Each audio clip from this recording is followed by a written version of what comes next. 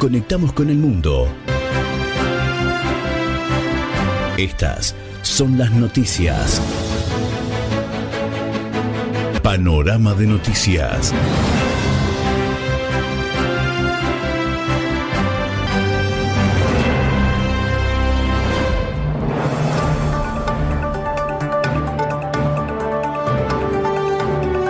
Bienvenidos, quien les habla Mario Gutiérrez.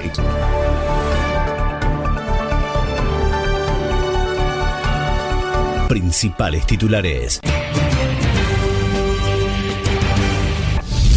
Política. Adorni habló en diputados y desafió a la oposición. No voy a renunciar. Manuel Adorni atravesó este miércoles una de las jornadas políticas más sensibles desde que asumió como jefe de gabinete. En una sesión cargada de tensión en la Cámara de Diputados, el funcionario se plantó ante la oposición, rechazó las acusaciones en su contra y lanzó una frase contundente: no voy a renunciar. El funcionario contó con una fuerte señal de respaldo por parte del presidente Javier Milei, quien asistió al Congreso junto con Karina Milei y la totalidad de los ministros nacionales. La presencia del gabinete completo buscó eximir unidades políticas frente a las denuncias y cuestionamientos que viene golpeando al vocero presidencial. Uno de los ejes más calientes de la sesión fue el pedido opositor para que aclarara el origen de los fondos y movimientos patrimoniales. Adorni respondió con toda su situación será detallada en la declaración jurada correspondiente, cuyo plazo legal aún no venció. Además, adelantó que presentará documentación ante la justicia. Sobre los viajes al exterior realizados junto a su familia, negó cualquier beneficio irregular. Señaló que fueron solventados con recursos propios y que no existieron gastos a cargo del Estado Nacional. También defendió la presencia de su esposa en una gira oficial a Estados Unidos, al asegurar que se trató de una decisión administrativa válida y sin erogaciones públicas. La interpelación de más de 7 horas al jefe de gabinete Manuel Adorni en el Congreso. 1 hora 20 minutos de discurso leído en presencia del presidente de la Nación, que en algún momento intervino en el debate e intercambió algunas chicanas con los bloques opositores. Después las preguntas, el interés básico, saber cómo le cierra o no le cierra el blanco, cómo le cierra o no le cierra los gastos y los ingresos que tiene el jefe de gabinete y que lo metieron precisamente en este berenjenal político, al punto de que durante varios meses estuvo casi sin hablar ni poder expresarse. La interpelación fue preparada meticulosamente y por primera vez desde 1995, desde que existe el jefe de gabinete en la Argentina, el presidente y todo su gabinete acompañaron al jefe de gabinete precisamente para darle una muestra de respaldo político. Adorni dijo básicamente 2 cosas: no soy culpable y lo voy a demostrar en la justicia. Y quiero ser más claro todavía, no cometí ningún delito y voy a probarlo en la justicia. Y lo segundo, no voy a renunciar. Es el objetivo político que precisamente se ha trazado el presidente Milei, no entregar a la oposición la cabeza de su jefe de gabinete. Respecto a la pregunta acerca de si voy a presentar la renuncia o si voy a continuar como jefe de gabinete, quiero dejarles en claro a todos que no. Por el contrario, estoy acá dando la cara. Terminó el caso Adorni. La justicia tendrá la última palabra.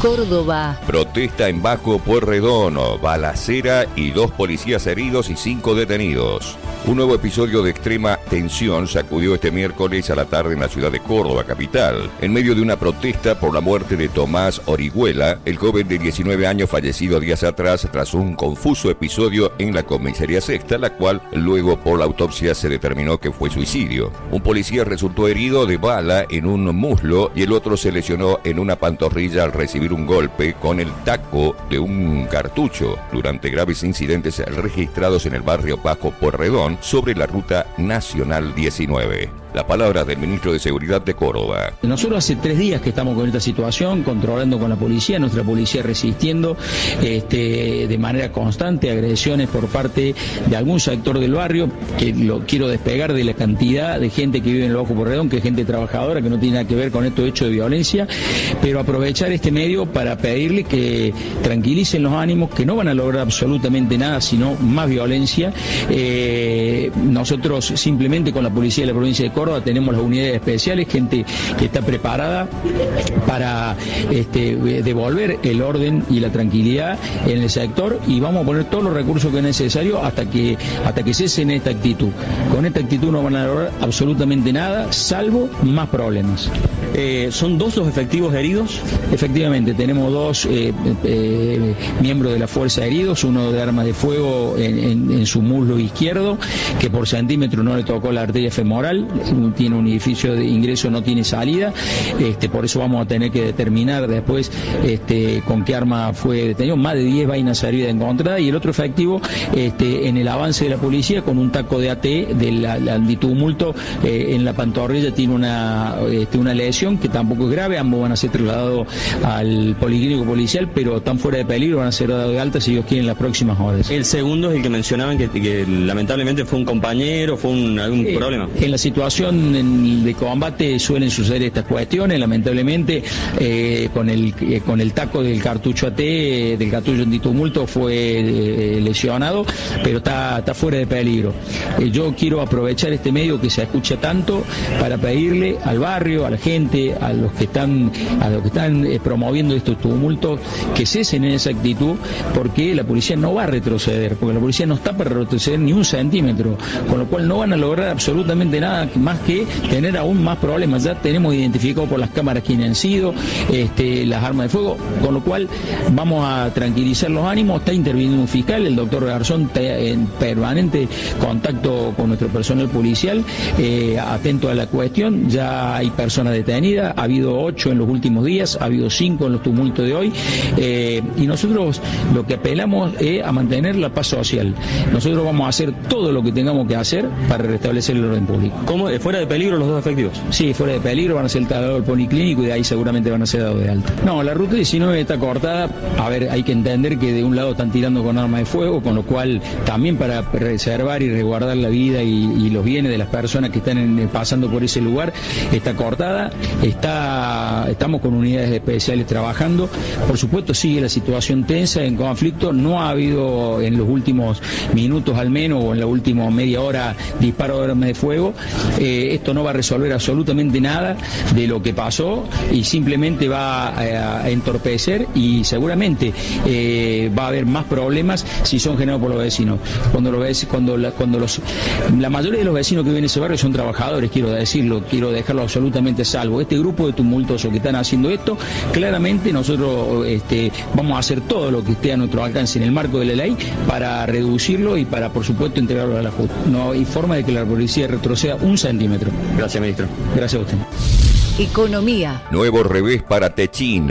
Perdió la licitación de obras claves para exportar gas. En una definición que sacudió el sector energético, y consorcios encargados del principal proyecto gasífero de la Argentina adjudicó la construcción del gasoducto que unirá Vaca Muerta con el Golfo San Matías a la Unión Transitoria de Empresas Víctor Contreras SICIM, dejando fuera de la competencia a Techín, considerado hasta ahora favorito. El nuevo gasoducto tendrá una extensión de 471 kilómetros y conectará la cuenca neuquina con la costa de Río Negro, donde Southern Energy instalará 2 buques de licuefacción para exportar gas natural licuado. La inversión total prevista asciende a $1.300 millones y el ducto deberá estar operativo antes del invierno del 2028, momentos en el que la terminal flotante estará en funcionamiento pleno. La infraestructura contará con una capacidad de transporte estimado en 27 millones de metros cúbicos diarios, equivalente a cerca del 19% de la producción actual de gas en el país. La propuesta de Víctor Contreras rondó los 533 millones de dólares, unos 85 millones de dólares menos que la presentada por Techín. Esa diferencia económica terminó inclinando la balanza. La primera etapa contempla el arribo del buque licuador Gili Episello, actualmente operativo en Camerún, que comenzará a trabajar en septiembre del 2027. Luego se sumará una segunda unidad flotante denominada MK2 hacia fines del 2028. Con ambas embarcaciones activas y el gasoducto terminado, Argentina buscará consolidarse como nuevo proveedor global de gas natural licuado, aprovechando el potencial de Vaca Muerta en un mercado internacional con creciente demanda energética. Salta. Temblor de 4,4 grados de magnitud en el norte de Salta. El Instituto Nacional de Previsión Sísmica, INPRES, comunicó que los habitantes del norte de Salta fueron sorprendidos por un sismo de magnitud 4.4. Afortunadamente, no se reportaron heridos ni daños en las estructuras. Según el informe diario del Instituto de Movimiento Telúrico, ocurrió a las 7:04 de esta mañana del día miércoles, afectando a la ciudad salteña de Tartagal, Salta y General Mosconi. La magnitud fue catalogada como débil, lo que permitió que solo algunas personas en reposo lo sintieran. En áreas como Aguaray, Coronel Cornejo y JC Salvatierra, en Formosa, la intensidad se consideró muy débil, lo que provocó que solo se sintiera levemente por quienes estaban en reposo o en los edificios. El epicentro del sismo se localizó a 95 kilómetros al este de Massa, a unos 107 kilómetros al este de Tartagal y a 130 kilómetros al noreste de Hitman. La profundidad del fenómeno fue de 10 kilómetros. Las autoridades confirmaron que no hubo heridos ni daños en las edificaciones como consecuencia de este movimiento telúrico. A 31 kilómetros al sureste de Tartagal se sintió con mucha intensidad como un golpe seco. Fue muy breve pero potente. No se han registrado personas lesionadas y tampoco daños materiales. No hubo escena de pánico. Esto afectó a 6 municipios del departamento San Martín, a Rivadavia y a 6 municipios del departamento, 400 a 500.000 habitantes. Tierra del Fuego, Antártida e islas del Atlántico Sur. Convocatoria a constituyentes en Tierra del Fuego desata críticas por su costo y oportunismo. La convocatoria a elecciones de convencionales constituyentes en Tierra del Fuego para el 9 de agosto próximo, dispuesta por decreto por parte del gobernador Gustavo Melella, provoca fuertes críticas opositoras por su costo y oportunidad en medio de la crisis económica. El decreto número 751/26, dictado en el marco de la ley provincial número 1529, establece las elecciones de 15 convencionales, 7 titulares y 8 suplentes para avanzar en una reforma parcial de la Constitución de la provincia. Melella defendió la medida en la red social X como un nuevo impulso a la transformación orientado a reducir el gasto público y fortalecer las instituciones. Sin embargo, legisladores de la oposición y analistas cuestionan la iniciativa por su impacto fiscal, estimado que van a ser unos 8.000 millones de pesos de gasto en un escenario de déficit, desempleo, paros docentes y conflictos en las obras sociales del Estado fueguino. Según pudo saberse, la Comisión de Legislación General emitió dictamen favorable a un proyecto para derogar la Ley 1529 que se tratará el 30 de abril en la legislatura. Algunas voces opositoras interpretan la reforma como una posible maniobra reeleccionista, hipótesis que el mismo gobernador descartó públicamente. En este marco de tensión institucional, fuentes oficiales confirmaron que la convocatoria ya fue publicada y que los comicios se van a realizar el 9 de agosto. Tucumán. Se derrumbó parte del techo de un edificio. Bomberos rescataron a 2 personas mayores y a un perrito que había quedado atrapado. Momentos de tensión se vivieron en un edificio ubicado en Silvano Bores, al 100 de la capital tucumana, tras el derrumbe de una parte del techo de la zona exterior de la escalera. Como consecuencia del desprendimiento, 2 personas mayores quedaron atrapadas en el tercer piso, ya que los escombros bloquearon por completo la vía de salida. Según indicaron allegados de uno de los afectados, ambos se encontraban en buen estado de salud, aunque no podían descender por sus propios medios, así que fueron rescatados mediante el uso de arneses. Los auxiliados fueron identificados como Marta de Ceballos, una mujer de más de 80 años y Jorge Eduardo Sueldo, vecino del mismo edificio. En el lugar trabajaron personal de bomberos de la policía, que además desplegó un operativo para evaluar el estado de la estructura del edificio de viviendas tras el derrumbe. Nacionales. Alertan por falta de gas y posibles cortes de GNC en pleno otoño. El corte de gas para contratos interrumpibles en estaciones de GNC e industrias se mantienen este jueves debido a la fuerte demanda residencial impulsada por las bajas temperaturas. La restricción comenzó el día martes pasado y continúa sin una fecha clara de finalización. El escenario generó inquietud entre los conductores, especialmente en el área metropolitana de Buenos Aires, en el AMBA, a donde en las últimas horas se registró el incremento de la circulación hacia estaciones de GNC ante el temor de desabastecimiento. La medida, en principio focalizada en esa región, comenzó a desplegarse a distintas ciudades del interior del país. ¿Qué pasa en la provincia de Córdoba? Hablamos nosotros con la Unión Industrial, con Luis Macario, su titular, le preguntamos, ¿ya hay cortes? ¿Los han notificado de faltante de gas? ¿Puede afectar esto a Córdoba a corto o mediano plazo, un par de horas o unos días? En la provincia de Córdoba no hemos tenido noticias de que se afecte algún corte. Todo fue principalmente para la zona del AMBA y servicios interrumpibles. Lo que sí se pone en manifiesto es la fragilidad del sistema, y cuando hablamos de competitividad y hablamos de infraestructura, ese es uno de los puntos. Hay un poco de frío y ya empieza a haber algún tipo de faltante, ¿no? El gas está en vaca muerta. Lo que no alcanza a ver es la capacidad de distribución para cuando empieza a haber un aumento de la demanda importante. Bueno, hasta ahí lo que decía Macario, no lo descartan, pero por ahora no han sido notificadas aquellas empresas que les pueden llegar a cortar el gas para poder producir. ¿Cuál es la situación en la provincia de Tucumán? Por el momento en Tucumán no hay cortes, obviamente que preocupa la situación. La Unión Industrial se reunió la semana pasada con la empresa que se dedica a mantener el servicio de gas en la provincia. Les han anticipado que va a ser muy crítico el invierno, porque justamente las condiciones climáticas, especialmente lo que pueda llegar a pasar en el AMBA, en el centro, si baja la temperatura, va a repercutir en el norte. Estuvimos hablando con Florencia Andriani, vicepresidenta de la Unión Industrial de Tucumán, que esto nos decía. En realidad el escenario es crítico, más que nada para los meses de entre junio y agosto, que son los de mayor demanda domiciliaria por el tema de las bajas temperaturas. Y es como un combo de situaciones. No es solamente el tema precio del gas, sino también la disponibilidad física de la energía, el transporte y el tipo de contrato que tenga cada usuario industrial.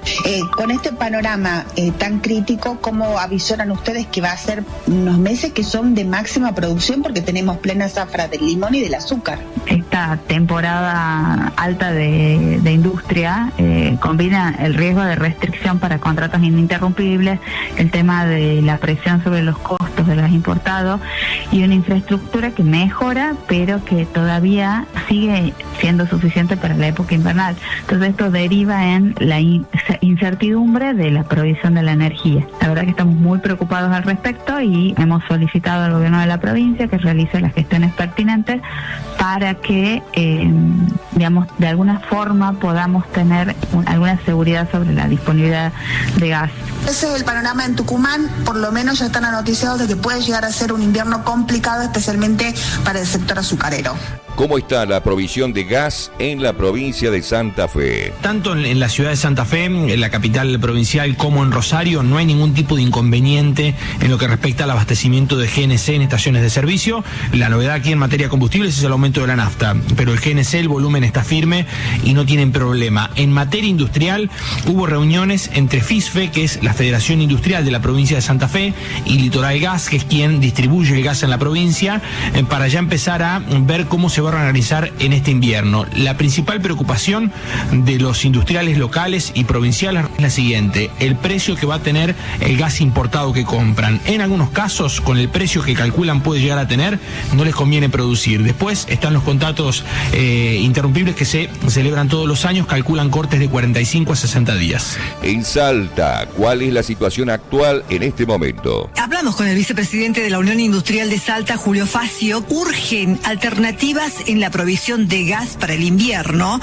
porque el caso de las industrias salteñas es impagable el GNL importado. Todavía no hemos tenido restricciones para los meses donde los fríos son más extremos, y ahí es que no sabemos bien con qué nos podemos llegar a encontrar. Este año los contratos se negociaron con una ventana de corte de 90 días, en los cuales Naturgy puede mandar una comunicación y exigirle a los grandes usuarios de gas reducir al mínimo su consumo. La posibilidad que está sobre la mesa es consumir gas natural licuado, o sea que es un gas importado, que hoy por la situación internacional está en el orden de los $3 el millón de BTU con gas de la cuenca de Vaca Muerta, y el GNL se salió a ofrecer a $27, o sea es multiplicado por 9. Nuestra empresa, que fabricamos cerámica esmaltada, con ese valor de gas tenemos que parar, o sea no hay forma que el mercado nos pague el precio que debería valer el producto en caso de utilizar un gas multiplicado por 9. La situación es crítica, nosotros estamos trabajando con Naturgy, también hemos puesto en tema en mi provincia. La expectativa se busque generar una solución para pasar esta coyuntura, que la capacidad de consumo de la Argentina es muy por debajo de la oferta que tiene Vaca Muerta, pero hoy es capacidad de traer ese gas desde Neuquén para nuestra región. Mendoza. Otra vez sin agua. Una empresa rompió un caño y afecta a 3 departamentos mendocinos.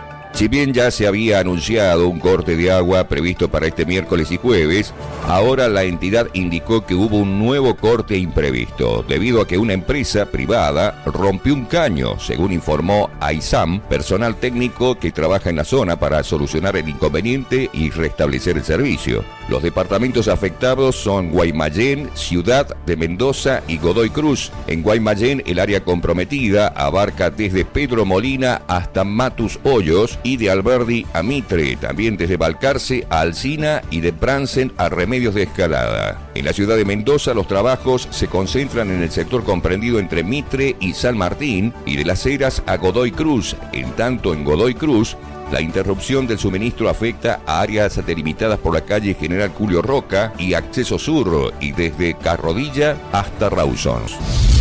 San Luis. Allanamiento en la penitenciaría, el papelón histórico que desnuda una enorme crisis en San Luis.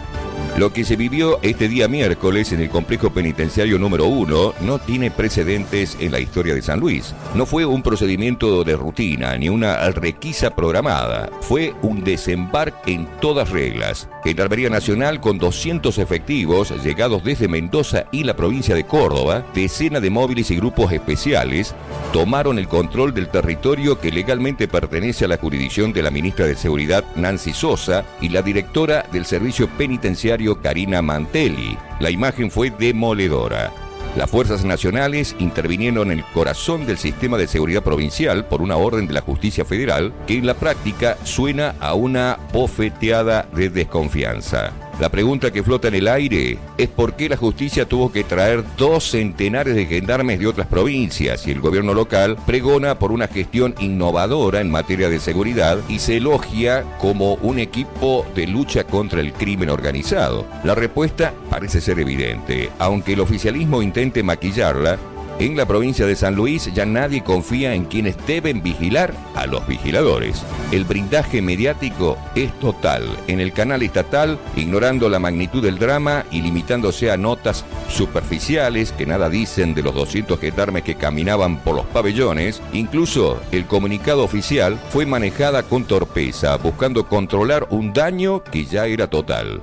Hoy la seguridad de San Luis es un decorado que ya cae a pedazos, mientras Sosa y Mantelli siguen intentando dibujar como una cooperación lo que fue una intervención federal por supuesta corrupción. La sociedad seguirá preguntándose, ¿quiénes nos cuidan de los encargados de la seguridad?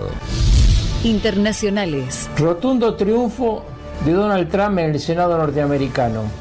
Los intentos demócratas de frenarlo militarmente han sido infructuosos y la mayoría republicana se consolidó. No solamente Trump podrá seguir la guerra contra Irán, también podrá actuar militarmente contra la República de Cuba.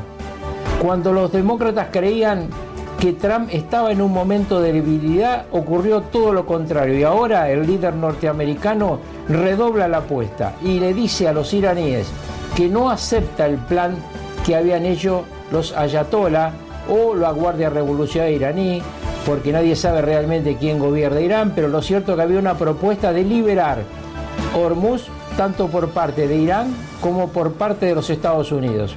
Trump dijo: no voy a levantar el bloqueo de mis buques sobre los puertos iraníes hasta que Irán no acepte frenar su plan nuclear. Y un dato más, 43 buques fueron desviados del camino hacia o desde Irán. Los norteamericanos están cerrando el bloqueo cada vez más rígidamente. No entra ni sale nada de Irán, que encuentra a 56 horas, según los análisis de los técnicos en petróleo, de tener colmado sus depósitos en la isla de Hark. En ese momento debían cerrar los pozos petrolíferos. Ya se ven las llamaradas de el quemado de petróleo en el desierto por parte de la República Islámica. A la actitud firme de Donald Trump, una respuesta durísima por parte de la estructura del Comando Naval de la Guardia Revolucionaria Islámica, que dice: estamos en condiciones de utilizar nuevas armas y destruir los buques norteamericanos. Y al propio tiempo, de la profundidad de la Guardia Revolucionaria Islámica se habla de un ataque final sin precedentes sobre Estados Unidos e Israel. Cuando todo parecía que se acercaba a algún tipo de negociación, el endurecimiento es total. New York Times informa que Irán tiene un alijo secreto de uranio enriquecido con capacidad nuclear de toneladas y que puede estar teniendo un arma nuclear o algo muy parecido a un arma nuclear, es decir, la capacidad de atacar con lo que se llaman bombas sucias. Entonces el petróleo sube y sigue subiendo y se acerca peligrosamente a los $120 el barril de Brent, pero allá lejos, en el Mar del Norte, ya el petróleo cuesta $157 el barril y se acerca a los $165 el barril, una cifra insólita en el mercado negro de crudo. Entonces, los tiempos por venir son muy graves. Empiezan a ser graves, ya casi dramáticos para una Europa que no solamente está perdiendo este abastecimiento petrolífero casi por mucho tiempo, porque hay que ver después cómo se recuperan los stocks, sino que además, como ya informé, Rusia ha decidido que desde el 1 de mayo, desde este viernes, Berlín se queda sin petróleo, porque el petróleo kazajo que pasaba hacia Berlín por un oleoducto ruso será suspendido y Berlín pierde entonces, la capital de Alemania, de la locomotora europea, el 80% de su capacidad energética.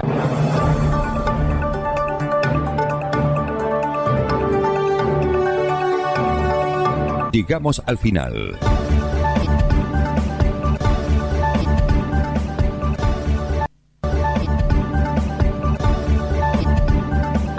Los invitamos para nuestro próximo informativo.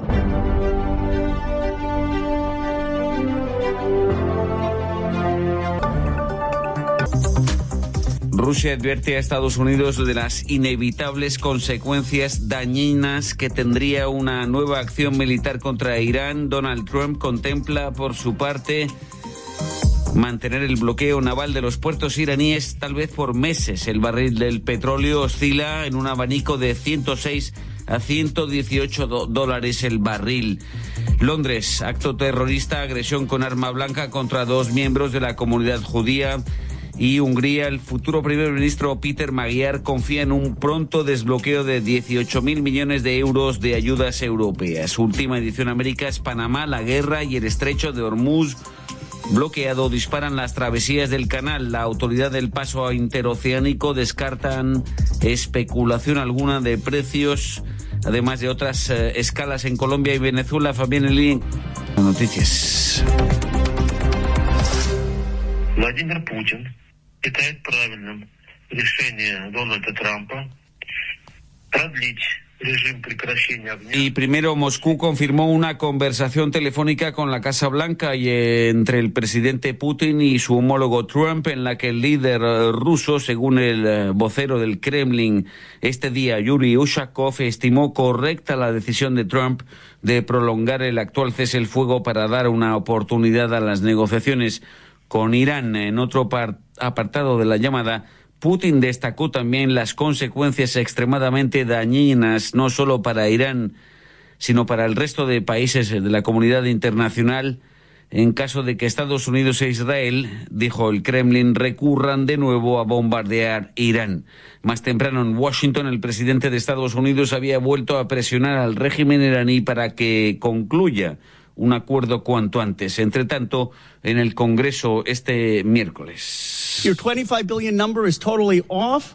It's the incompetence. It's the incompetence. Ante un comité parlamentario de las Fuerzas Armadas del Congreso, comparecía por primera vez en 2 meses de contienda el secretario de Defensa Pete Hegseth, aquí acosado por el congresista demócrata de California, Rohit Hanna, que lo calificó de incompetente por cifrar en aproximadamente 25.000 millones de dólares el coste en 60 días de la guerra contra Irán. Washington, corresponsal Cristóbal Vázquez. Pete Hegseth defendió ante el Comité de Servicios Armados de la Cámara de Representantes su gestión contra Irán. Afirmó que el costo hasta la fecha, estimado en 25.000 millones de dólares en esta guerra, está justificado para impedir que Irán obtenga una bomba nuclear. Hay que mencionar que el gobierno de Trump solicita 1.5 billones de dólares de presupuesto militar para el 2027, una cifra récord para financiar los conflictos que sostienen el mundo. Los congresistas demócratas cuestionaron las incursiones militares de Trump, señalando que el presidente fue electo bajo la promesa de no involucrarse más en guerras y reducir el alto costo de vida, objetivos que no se han cumplido en su primer año de gobierno. El secretario de Defensa afirmó que el mayor obstáculo de Estados Unidos en el conflicto con Irán son los propios demócratas y algunos republicanos que califican la guerra con posturas pesimistas, y la comparó con críticas recibidas durante las guerras de Vietnam, Afganistán e Irak. Hegseth agregó que la guerra en Irán es trascendental para defender la seguridad nacional, y su comparecencia se produce tras el rechazo de Trump a la propuesta de paz enviada por Irán recientemente, lo que ha disparado nuevamente los precios del petróleo. Como decíamos, entre 106 y 118 dólares ese abanico, según Axios, el sitio informativo. El presidente Trump habría evocado un bloqueo marítimo de puertos iraníes durante algunos meses con otros dirigentes del sector petrolero y del impacto en los mercados y en los consumidores en Estados Unidos. Aquí en Francia, al respecto, el primer ministro Sébastien Lecornu llamó al gigantesco grupo petrolero francés Total, el cuarto mundial, a redistribuir de alguna manera sus eventuales beneficios excepcionales. Su resultado en el primer trimestre de 2026 se disparó un 29% respecto a 2025, generando al menos 5.800 millones de dólares en volumen de negocios. Manu Terradillos. Personne ne doit profiter de cette crise et aucun super profit ne doit être réalisé en France. On ne s'interdit rien. Nadie debe aprovecharse de esta crisis ni ningún beneficio máximo debe darse en Francia, por lo que no descartamos nada, declaró la portavoz del gobierno francés, Maud Brejon. La también ministra de Energía respondía a una pregunta sobre la iniciativa de Italia, Alemania, Austria, España y Portugal de gravar los beneficios excepcionales realizados por las empresas energéticas, como ocurrió en 2022 con la invasión de Ucrania. Brejon insistió además en que no hay ningún riesgo de penuria, desmintiendo al presidente del Grupo Total, quien advertía el viernes sobre el riesgo de una era de penuria energética en el mundo si el bloqueo de Hormuz dura todavía 2 o 3 meses. Two men, one in his 70s and one in their 30s, were treated at the scene for stab wounds. This is an attack on one community. An attack on one community is an attack on all London's communities. Un ataque contra una comunidad, por tanto, contra todas las de Londres. Un ataque contra judíos británicos, declaró el comisionado de Scotland Yard en Londres, Mark Rowley, después de que esta mañana del miércoles la policía detuviera a un individuo con antecedentes que había apuñalado previamente a 2 personas aparentemente integrantes de esa comunidad del barrio de Golders Green. Precisiones, corresponsal Londres, Daniel Postico. La policía ha calificado el incidente de terrorista. Un hombre de 45 años con antecedentes de problemas mentales ha sido detenido y está siendo interrogado. No conocemos todavía su identidad. El atacante fue retenido hasta que llegó a la policía por miembros de Shomrim, que son patrullas de vigilantes judías que se encargan de proteger a su comunidad en el norte y en el este de Londres. La ira y la frustración se ha apoderado de la comunidad judía en el país por la ola de ataques antisemitas que están sufriendo y se siente desprotegida. En las últimas semanas fueron incendiadas varias ambulancias privadas de asistencia para la comunidad judía en Londres y en otras ciudades inglesas, con 15 personas arrestadas. Tras el ataque de hoy han sido desplegados agentes de policía extra para proteger sinagogas, comercios y zonas judías. Vamos a Londres.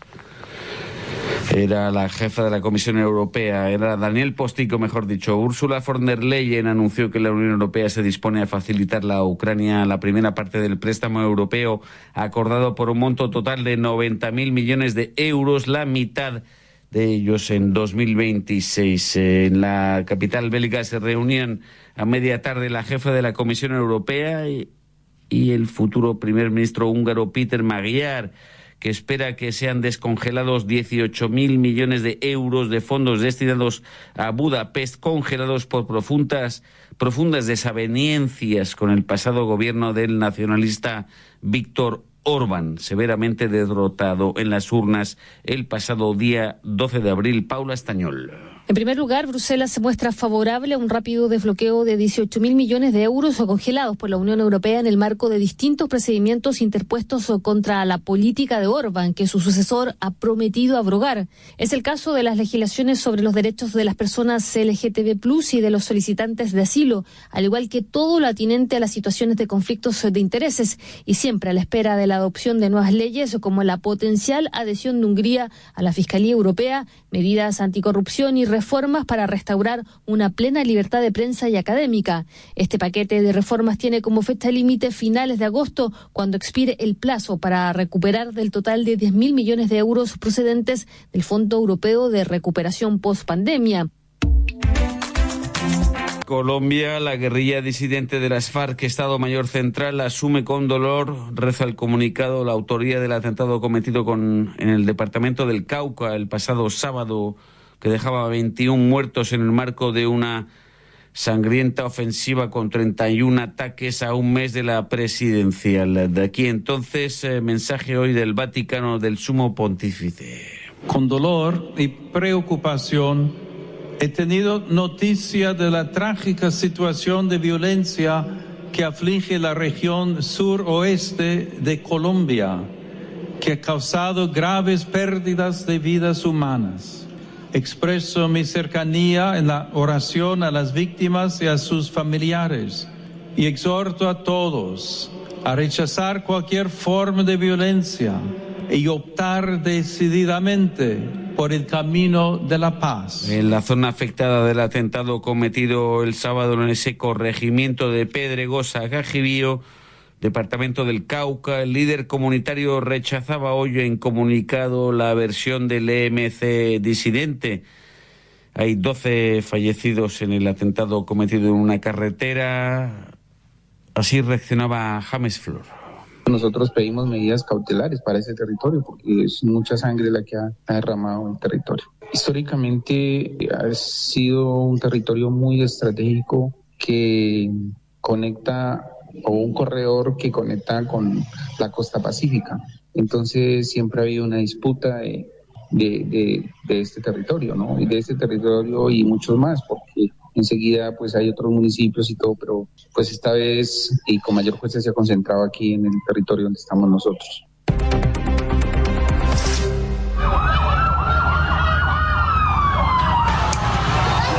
Nada nuevo en Santiago de Chile, manifestación de estudiantes, un millar contra recortes anunciados del presidente ultraderechista Juan Antonio Kast. Sirenas, lacrimógenos, cañones de agua, guanacos, tanquetas blindadas para recibir a los detenidos. En Buenos Aires, en el Congreso, el jefe del gabinete argentino, Manuel Adorni, negó este miércoles haber cometido ningún delito. En comparecencia ante el Congreso, donde presentaba un balance de gestión, una señal de respaldo, la presencia de Milei junto a él. Desde la oposición, la diputada Partido de los Trabajadores, Miriam Bregman, no dudó en preguntar a Adorni por qué gasta más en dólares que en pesos argentinos. Más tarde atendía la llamada aquí en línea con RFI. Preparamos un interrogatorio muy confrontativo, construido con lo que nos dice la gente en la calle, con lo que nos dicen las personas en las redes sociales. Todo eso que se pregunta a la sociedad lo transformamos en preguntas y hoy se lo dijimos en la cara al jefe de ministros, y también estaba Milei atrás nuestro en un palco a unos metros, así que también nos dirigimos a Milei, y una de las preguntas centrales fue esa: ¿cómo puede ser que él cobra en moneda nacional, cobra en pesos, y todos los gastos que se registran desde que es funcionario son gastos millonarios en dólares? Bueno, no pudo responder nada, solo vimos su cara, la cara de una persona que estaba desconcertada, que no podía contestar, y fue una sesión de mucha crisis porque Javier Milei decidió involucrar a todo el gabinete en la defensa de un funcionario que está terminado, que está acabado, que tiene 70% de rechazo en la sociedad. Y bueno, la verdad es que lo que viene ahora es una incertidumbre total porque el gobierno queda muy mal parado después de esta sesión. La Fiscalía de Estados Unidos acusa de narcotráfico al gobernador de Sinaloa, Rubén Rocha Moya. Rechaza los cargos anunciados. Seguimos, vamos al estrecho de Panamá esta vez. Enfoque. La guerra en Oriente Medio, el cierre del estrecho de Hormuz en el Golfo Pérsico han disparado las travesías en el canal interoceánico. La autoridad de la misma descarta cualquier especulación de precios y el gobierno de Mulino agradece la solidaridad internacional del hemisferio de Washington frente a algún conflicto, bloqueo de navíos por China en aguas asiáticas. Enfoque, entrevista a cargo de Ana María Ospina. Durante el primer semestre del año fiscal 2026 se registraron 6.288 tránsitos por el Canal de Panamá, lo que representa un aumento del 3,7% con respecto al año anterior. Yumiko Casiano es la supervisora de gestión de ingresos del canal. La capacidad diaria del Canal de Panamá oscila entre 34 y 36 tránsitos. Sin embargo, debido a esta coyuntura, el Canal de Panamá ha tomado medidas para poder atender a esta demanda creciente, y nosotros hemos ampliado nuestra capacidad entre 38 y 41 buques diarios en lo que estamos movilizando. De igual forma, existen buques que arriban a aguas del canal, sin embargo, no tienen intención de transitar, sino que están en aguas del canal para hacer operaciones ya sea de bunkering o de operaciones portuarias.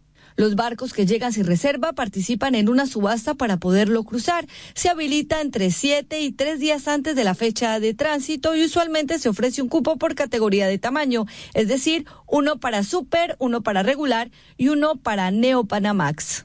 Los precios base, porque lo único que nosotros ponemos para la subasta es un precio base que fue establecido en el año 2024 y de allí el precio final lo determina en realidad es el mercado, es la demanda. Las subastas que nosotros ofrecemos son subastas tipo puja y repuja, es decir, que compiten varios participantes en múltiplos de miles, ellos van poniendo pues cuánto están dispuestos a pagar por un cupo de reserva. La supervisora Casiano explica que estudian la posibilidad de aumentar la capacidad. No solamente con el tema de los recursos como los remolcadores, sino también con el tema del agua. Nosotros nos encontramos en un proceso en estos momentos de desarrollo de lo que es el proyecto de Río Indio, que nos va a permitir a nosotros tener suficiente agua para seguir movilizando los tránsitos y a la vez para garantizar agua para el consumo humano de la ciudad de Panamá. Desde el inicio de la crisis en Oriente Medio por el Canal de Panamá se ha aumentado el tráfico de buques tanqueros que usualmente llevan todos los derivados del petróleo, también el de los buques portacontenedores y de los que transportan granos. La extensión del río Indio, un enfoque a cargo de Ana María Ospina, al igual que la entrevista a la extensión del río Indio que moviliza a campesinos locales. Más al norte, para completar, la Corte Suprema de Estados Unidos limita la redistribución electoral destinada a favorecer a las minorías después de haber anulado el mapa electoral del estado de Luisiana. Y a esta hora también Donald Trump arremete contra Jerome Powell, por seguir en la Junta de la Reserva Federal. Dice que nadie lo quiere. El mismo Powell se retira del cargo. Última rueda de prensa al afirmar que mantendrá bajo perfil, será sustituido probablemente en los próximos días. Las tasas de interés no varían. Segunda parte. Hasta aquí, en resumen diario de noticias.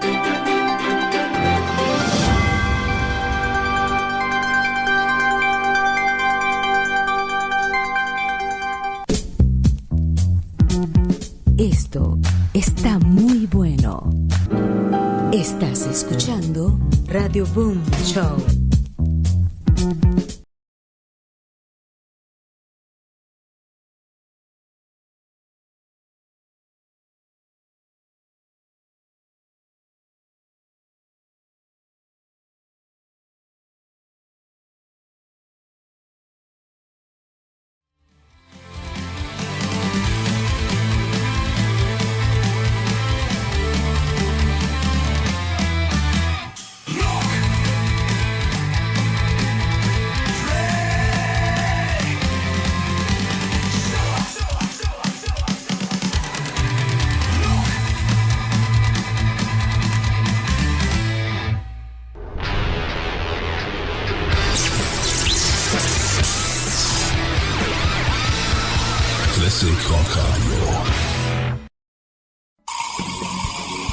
Somos quienes hacemos vibrar tus sentidos. Por Radio Boom Show.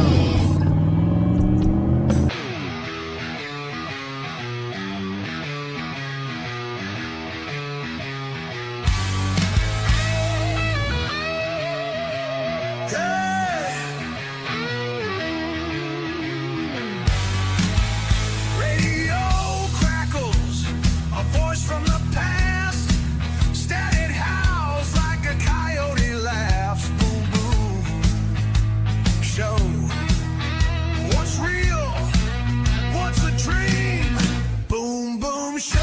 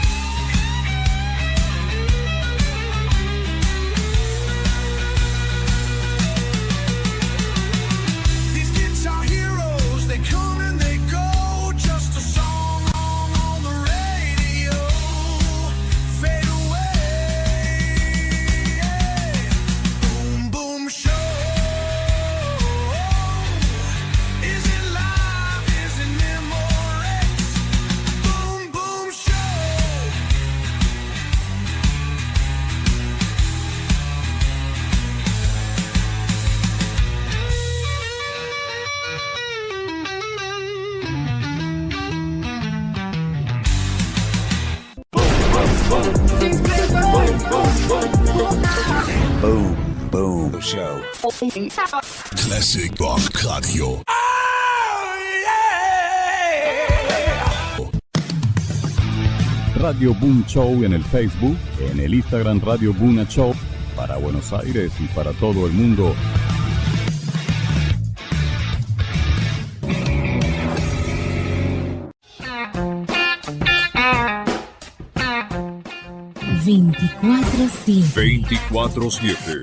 Los 365 días. Siempre contigo.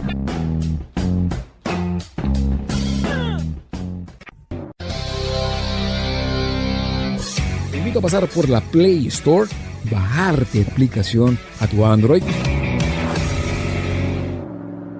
En cada alegría, camino al trabajo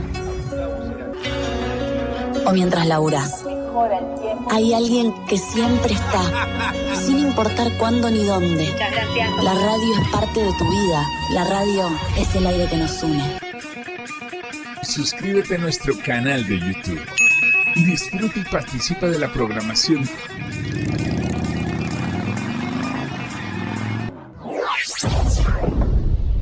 Maximice las ventas de su marca, negocio o empresa.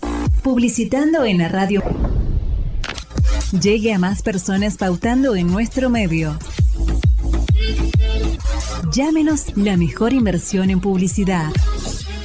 Si suena el despertador es porque comenzamos a sintonizar la mañana de la radio. Todo lo que querés escuchar. Comenzamos el día con los titulares, con la buena música, con la comunicación y todas las voces que te acompañan cada mañana.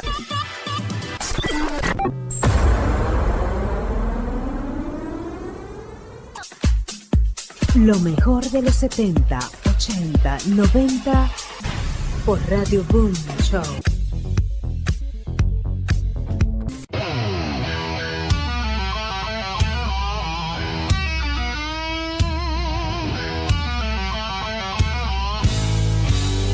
Radio crackles, a voice from the past.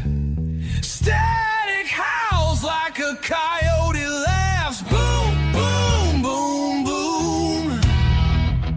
Show what's real, what's a dream. Boom, boom, show. Is it live? Is it memories? Boom, boom, boom, show.